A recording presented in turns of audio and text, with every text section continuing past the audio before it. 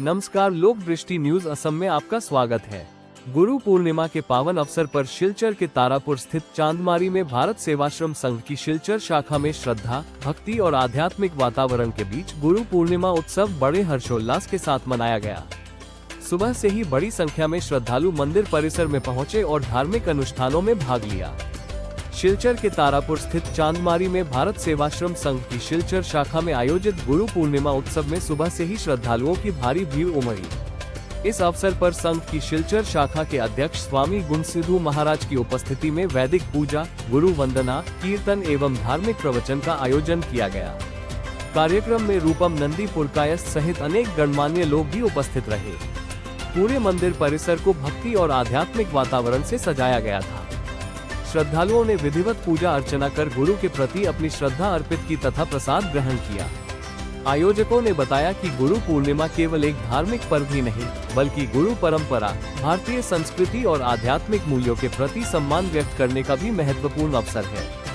कार्यक्रम शांतिपूर्ण और सुव्यवस्थित ढंग से संपन्न हुआ। संवाददाता रानू दत्ता की रिपोर्ट, लोक दृष्टि न्यूज असम, शिलचर।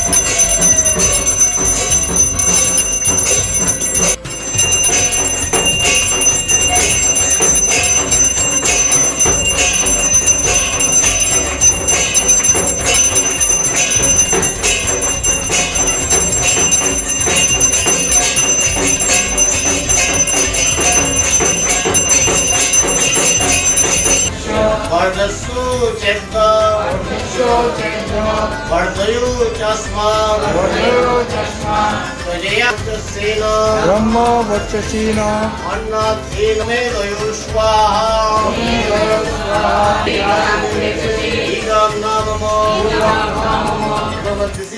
আবির্ভূত হয়েছিলেন কৃষ্ণদেব বেদব্যাস, যিনি বেদব্যাস নামে পরিচিত, ব্যাসদেব নামে চিরপরিচিত।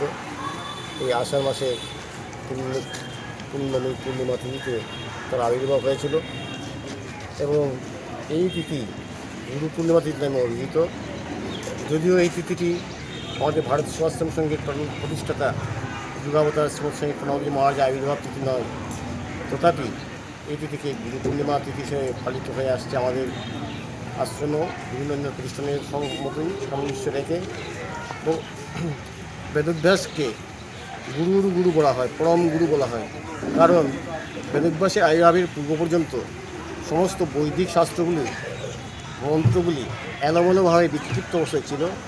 বেদব্যাসের আবির্ভাবের পরই তিনি এই সমস্ত মন্ত্রগুলিকে সুষ্ঠুভাবে চারটা আগে ভাগ করেন এবং সেটি ঋগ্বেদ, সামবেদ, যজুর্বেদ এবং অথর্ববেদ নামে পরিচিত হয়। তাই সেই জন্যই তাকে গুরু পরম গুরু হিসাবে অভিহিত করা হয়। তাই এই তিথিটি ভারতবর্ষের অন্যান্য বিভিন্ন স্থানে প্রতিটি প্রান্তে আজ এই তিথিটি মহাসমারোহে উদযাপিত হচ্ছে। তার সঙ্গে সঙ্গতি রেখে ভারত সেবাশ্রম সংঘের বিভিন্ন শাখা প্রশাখাতে এবং প্রধান কার্যালয়ে আজকের এই তিথিটি গুরু পূর্ণিমা তিথির পরিণত হয়েছে এবং এই তিথিটি যথাযোগ্য মর্যাদা সহকারে প্রতিপালন করা হয়েছে।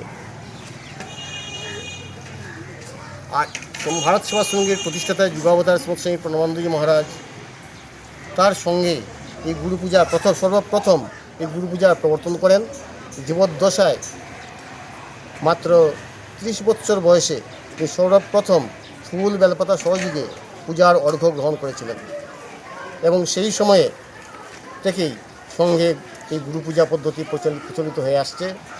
তার শ্রীমুখ থেকে নির্গত হয়েছিল আমার প্রতিষ্ঠিত আশ্রমে এই গুরু পূজা লক্ষ্য করে সন্তানরা শিখবে তাদের পিতামাতাকে শ্রদ্ধা করতে, ছাত্রছাত্রী শিখবে তাদের শিক্ষক শিক্ষিকাকে শ্রদ্ধা করতে, পূজা করতে এবং ছেলেমেয়েরা শিখবে তাদের মা বাবাকে শ্রদ্ধা করতে। তাই এই তিথি আষাঢ়ী পূর্ণিমা তিথিতে শুধুমাত্র যে হিন্দু ধর্মাবলম্বীদের মধ্যেই শুধু সেই তিথিটা প্রতিপালন হয়ে আসছে তা নয়, স্বয়ং বৌদ্ধ সঙ্গে জৈন ধর্মেও আজকের এই তিথিটি যথাযোগ্য মর্যাদা সহকারে প্রতিপালিত হচ্ছে। আজকে কি অনুষ্ঠান ছিল? আজকের শ্রী গুরু পূর্ণিমা তিথি বিভিন্ন গুরু মহারাজের ভোরবেলা সেই বিশেষ পূজা আরতি হয়েছে, সম্পন্ন হয়েছে, মহাভিষেক পূজা আরতি, তারপর শ্রী শ্রী সঙ্গগীতা পাঠ, শ্রীমদ্ ভগবদ্গীতা পাঠ, চণ্ডী পাঠ, এবং এগুলি করার পর পরবর্তী পর্যায়ে ঠাকুরের বিভিন্ন প্রকারের সঙ্গীতাঞ্জলি হয়েছে, ঠাকুরের বাণী আলোচনা হয়েছে, গুরু পূর্ণিমার মাহাত্ম্য সম্বন্ধে আলোচনা হয়েছে এবং তৎপর বৈদিক শান্তিযজ্ঞ। সেখানে উপস্থিত ভক্তরা সবাই আহুতি প্রদান করেছেন, তাদের নিজেদের এবং পরিবারের সকলের কল্যাণের নিমিত্ত আহুতি প্রদান করেছেন। তৎপর বীর ভগবতী পূজারতি সম্পন্ন হয়েছে, ঠাকুরের ভোগ নিবেদন হয়েছে এবং উপস্থিত ভক্তবৃন্দের মধ্যে মহাপ্রসাদ বিতরিত হয়েছে।